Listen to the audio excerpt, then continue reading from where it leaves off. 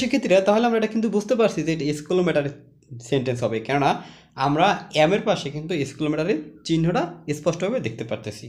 এইটা দেখলে আমরা প্রথমে বুঝে নেব যে এটা আসলে এক্সক্লেমেটরি চিহ্ন হবে। তাছাড়া আমরা আমাদের যে গঠন প্রণালী অনুযায়ী প্রথমে কিন্তু হট আছে, এরপরে হট বা হাউ যে কোনো একটা থাকতে হইবে, তাহলে এখানে হট আছে, এরপরে এ অথবা অ্যান, দেখো এখানে কিন্তু এ আছে, এরপরে এই ফল, ফল যে বোকা, বোকা এটা কি একটা অ্যাডজেক্টিভ, ঠিক আছে। এবার সাবজেক্ট কিটা আই, এরপরে বার, বার কি এম। তাহলে আমরা কিন্তু এই স্ট্রাকচার অনুযায়ী প্রত্যেকটা জিনিস কিন্তু বা এই প্রত্যেকটা ওয়ার্ড কিন্তু বাক্যের ভিতরে আমরা পাইতেছি। তার মানে এটা দ্বারা কি হবে, এটা কোন সেন্টেন্স হবে, এটা হবে তোমার এক্সক্লেমেটরি সেন্টেন্স।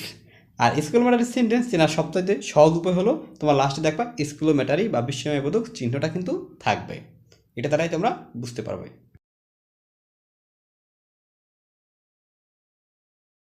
এরপর আসি 6 নাম্বার সেন্টেন্সে, যে ইসমাম